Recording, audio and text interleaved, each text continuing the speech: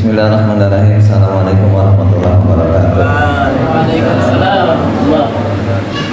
Alhamdulillah, alhamdulillah bi ni'matillah tatimu sholihah. Allahumma shalli ala Muhammad wa ala Muhammad kama shallaita ala Ibrahim wa ala Ibrahim.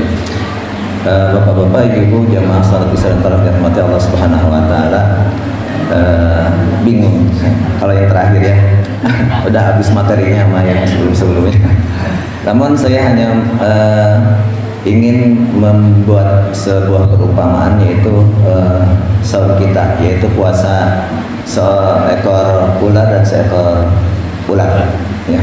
Maka dari itu zaman Allah Subhanahu wa taala, puasanya ular itu adalah ketika agar ular mampu menjaga kelangsungan hidupnya, maka salah satu cara yang harus dilakukannya adalah ia harus mengganti kulitnya secara berkala.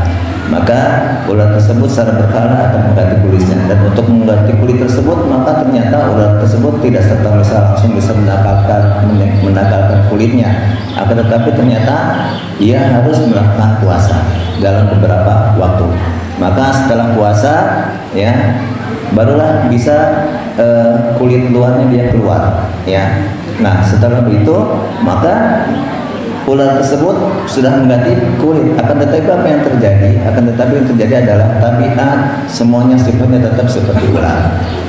Maka ini adalah ibrah dari seekor puasanya ular, itu adalah wajah ular sebelum dan sesudah puasa tetap sama.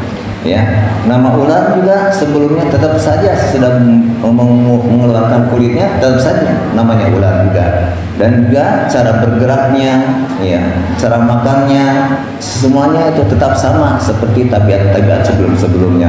Dan juga tabiat dan sifat sebelum dan sudah puasa tetap sama, tidak ada perubahan sama sekali. Itu adalah sifat puasanya ular. Nah, yang kedua adalah puasanya ular.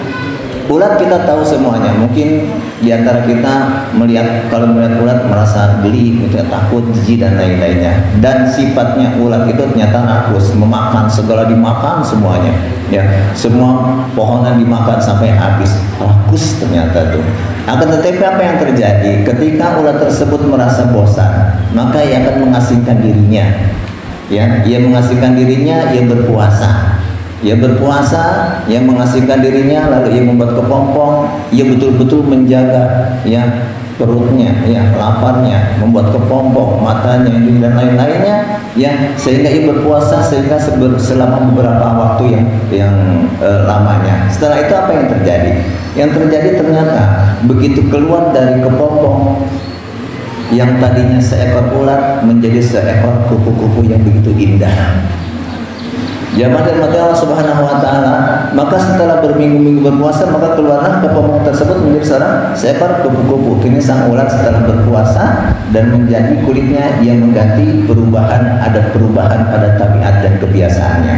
Apa? Dulunya dia rakus ya, segala memakan, akan tetapi setelah menjadi kupu-kupu ia menjadi makhluk yang begitu indah, makhluk yang begitu mempesona. Nah ini adalah ada sebuah ibrah dari apa? Dari puasanya ular.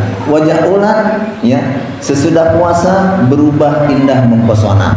Artinya yang dari tadinya ular tersebut begitu menjijikan ya, bahkan dari sebagian orang begitu takut melihat ular, tetapi setelah menjadi kupu-kupu ya, maka ular tersebut menjadi indah.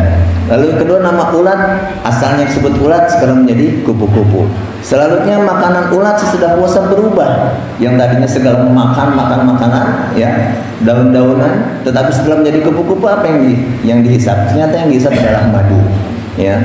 Cara bergeraknya pun ketika menjadi ulat dia menjalan ya, tetapi setelah menjadi kupu-kupu ia terbang di awang-awang ya, di udara. Lalu juga tabiat dan sifat berubah total. Kenapa? Ketika masih menjadi ulat menjadi perusak ya.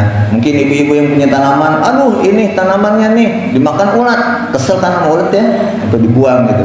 Tetapi apa yang terjadi setelah menjadi kupu-kupu? Ternyata berubah tabiatnya ya, menjadi apa? Menjadi membantu kelangsungan kehidupan tumbuhan dengan cara membantu penyerbukan bunga. Maka jamaah yang mati Allah Subhanahu wa taala, kesimpulannya adalah demikianlah sesungguhnya hakikat dari puasa yang kita lakukan. Jadilah kita puasa yang kita lakukan pada hari ini, dan ini sebelumnya oleh para guru-guru semuanya sudah disampaikan pada hakikatnya, bahwa sesungguhnya Ramadan ini yang kita jalani ini harus bisa menjadi bentuk apa? Menjadi tarbiyah buat kita semuanya, bisa berubah ya. Jangan sampai puasa kita seperti ular. Ya, kita puasa capek-capek hanya menahan lapar dan dahaga saja, tetapi sifat dan tabiatnya tetap seperti ular. Tetapi berusaha seperti kupu-kupu yang dulu tabiat kita begitu kurang bagus, maka setelah masuk di bulan Ramadan, maka perbaiki tarbiyah di bulan Ramadan tersebut menjadi pendidikan buat kita semuanya. Maka ini adalah ketika kita berhasil yang seperti yang tadi diungkapkan oleh para guru-guru barusan, maka perbaiki ibadah kita. Ya, semangat berjamaahnya semakin kuat, semangat tilawahnya membaca Al-Quran semakin ramai.